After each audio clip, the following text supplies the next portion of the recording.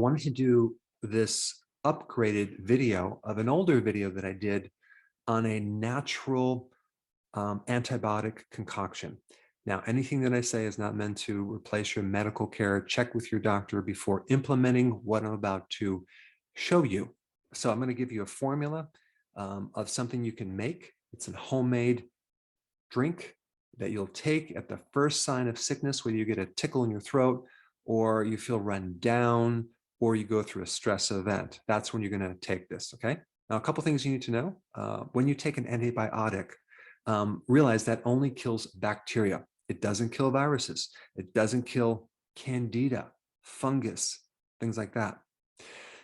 What you're going to be taking is you're going to be taking an antimicrobial remedy, okay? And we're going to borrow these powerful chemicals from plants. Now, plants have been developing these sophisticated, amazing chemicals that have all sorts of properties for a long time before humans.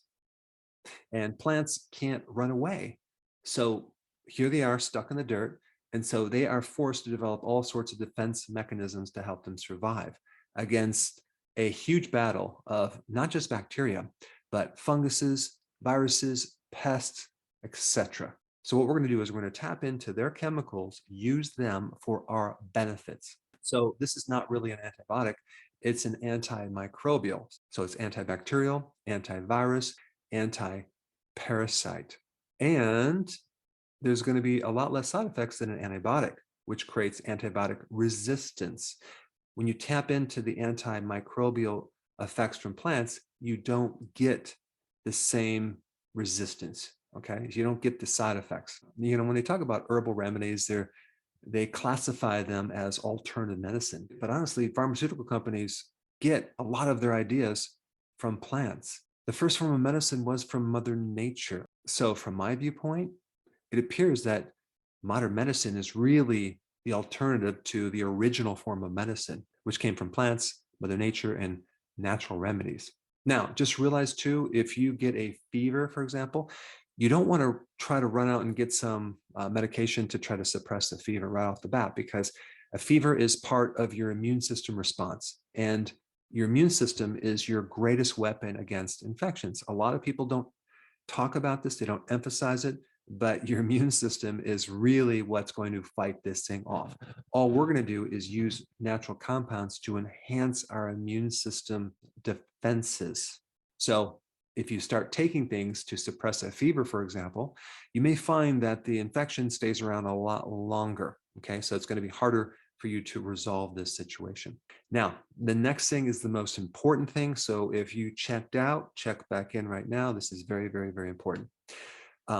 Stress. Okay, if you're going through stress right now, which you probably are if you're sick, because stress always is the thing that triggers a lowered immune system, you must do whatever you can to reduce this stress. Why? Because stress activates cortisol. In the presence of high levels of cortisol, your immune system cannot function. It gets put on pause. And that means that pathogens can very easily invade your body. So this whole thing with cortisol and stress must be resolved. Also realize there's a natural form of cortisol that you can also tap into, and that is vitamin D, which is not really a vitamin, it's a hormone. So the more you can expose yourself to the sun or take vitamin D, the better the immune system will work, and you'll get the effects of cortisol without all these side effects, because vitamin D does not paralyze the immune system. It modulates it. It controls the overreaction of an immune system, but helps improve the immune system at the same time. It increases your immune system's ability to fight back. All right, so we're going to be using several things that we're going to blend in a 16-ounce mason jar, and you're going to keep this in the refrigerator, and it's going to actually get stronger and more potent over time because it's going to ferment.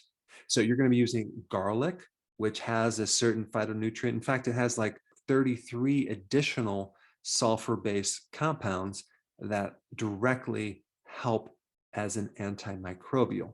So garlic is the most important thing. You also use ginger, which is a very potent antimicrobial. You're going to be using turmeric, which is probably number 2 after garlic in its antimicrobial effects. And it's the curcumin in turmeric that is going to help you. And then we're going to also use apple cider vinegar. Okay. Now, in the first video I did, I recommended using 2 cups.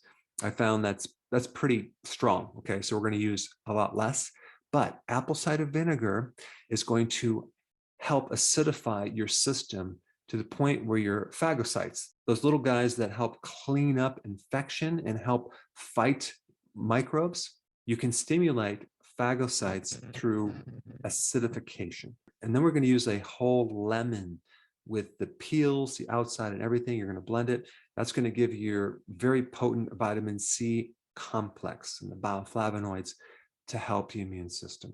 So you're not going to just use lemon juice. You're going to use the whole lemon. And then in this mixture, you're going to add a very specific type of honey called Manuka honey. Now, in the first video, I didn't recommend it. In this video, I'm going to recommend it. Not a lot, but just some, because of its very, very powerful antimicrobial effects. So the benefits or the pros of using this honey far outweigh the cons as far as it breaking your ketogenic plan, because this honey has a very interesting chemical called MgO, as well as hydrogen peroxide, that can really speed things up for you. So this is what you're going to do. You're going to take 15 cloves of garlic. You're not going to have to put them through a garlic press because you're going to put them right into the blender. Okay. So 15 garlic cloves. Take a whole lemon, an organic lemon, stick that in the blender. Now we're going to take 1 tablespoon of turmeric powder. Then you're going to create 1/4 cup of ginger. So you're going to take some ginger, you're going to shred it on a grater until you get about 1/4 cup. You're going to put that in the blender. It's going to be very, very spicy.